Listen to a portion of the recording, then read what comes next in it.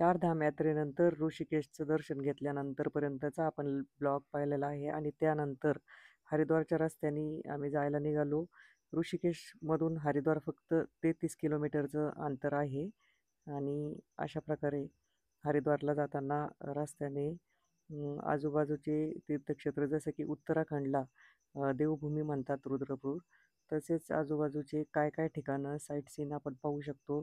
ते देखील आम्ही रस्त्याच्या किलोमीटरचा अंदाज घेत गाडीमध्ये बसून चाललेलो होतो. हरिद्वारनंतर परत मसुरीला जाण्याचा विचार होता. तर सकाळी ब्रेकफास्ट घेतल्यानंतर आम्ही हरिद्वारच्या दिशेने निघालो होतो. रोड अतिशय चांगला होता हायवे आणि सुंदर स्वच्छही होता रोड.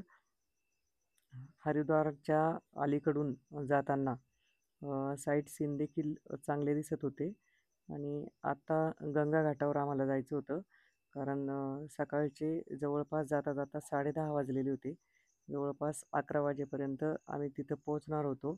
गंगा आरती तर आम्ही ऋषिकेशची केलेली होती. अशा प्रकारे हरिद्वारला पोहोचलो आम्ही आणि इथून गंगेला अर्घ्य देणं आणि पूजा वगैरे आम्हाला करायची होती तिथल्या तिथंच. कारण सकाळचे 11 वाजून गेलेले होते. गंगेला भरपूर पाणी होतं आणि तिथं आजूबाजूला बरेच जण गंगा स्नान करत होते.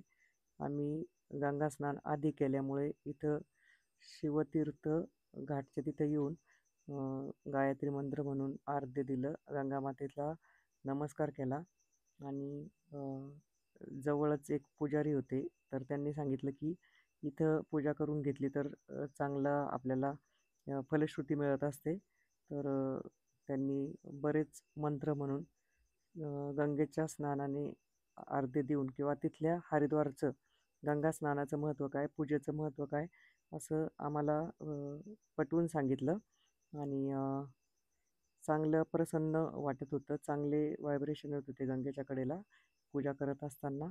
आणि त्यानंतर सगळी पूजा झाल्यानंतर गुरुजींना आम्ही काही प्रश्नही विचारले. तसंच हरिद्वारच्या गंगा स्नानाचं महत्त्व काय इतर गंगा स्नानापेक्षा आणि नेमकं ही पूजा इथंच गरजेची काय आहे. कारण आम्ही गंगोत्रीला देखील पूजा केलेली होती. गंगेच्या कडेलाच बसून तिथं पितरांच्या मुक्तीसाठीची पूजा होती. मग इथल्या पूजेचं वेगळेपण काय आणि पूजा करताना देखील ते समजून सांगत होते आपल्याला. आपल्या गोत्राचा उच्चार करून आपल्या कुटुंबासाठी, आपल्या स्थैर्यासाठी आणि बऱ्याच गोष्टींसाठी ही हरिद्वारच्या गंगेची पूजा किती महत्त्वाची आहे आणि करणं किती गरजेचं आहे.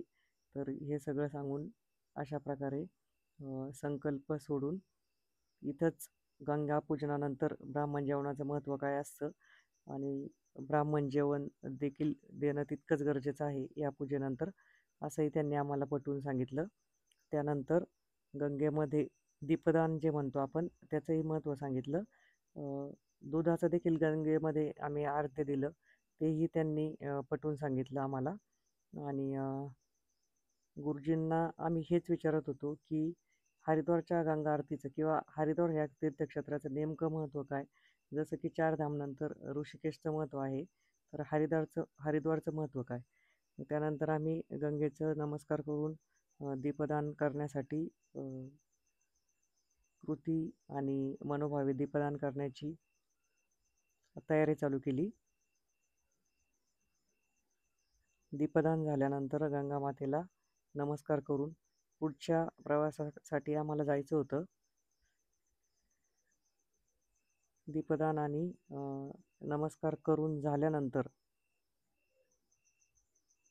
आम्ही गंगेचं परत एकदा दर्शन घेऊन पुढच्या प्रवासाला निघत होतो.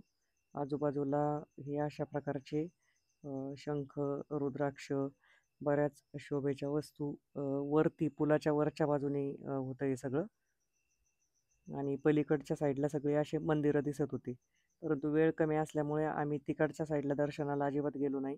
पुलावर थोडंसं उभं राहून फोटो सेशन केलं पाण्याचं वगैरे आणि इथून एक सातमुखी रुद्राक्ष देखील मला मिळाला आणि तो व्यवस्थित पारखून त्याची चाचणी करून तो रुद्राक्ष घेऊन कशा प्रकारे आपल्याला पूजा करून घालता येईल रुद्राक्ष या विचारामध्येच असं आम्ही बाहेर पडलो.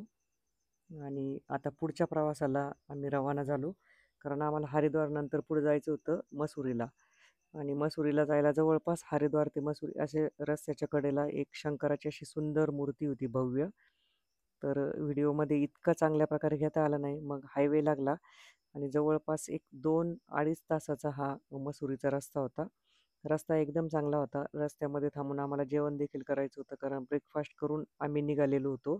आणि रस्त्यामध्ये कुठलं व्हेज रेस्टॉरंट चांगलं मिळेल याच विचारामध्ये असताना आम्हाला हे रेस्टॉरंट असं मिळालं. आणि छान होतं इथं सगळं, कारण आम्ही सांगताना सांगितलं होतं आम्हाला व्हेज रेस्टॉरंट पाहिजे. आणि मग अशा प्रकारे मसुरीच्या दिशेने जेवण करून निघालो.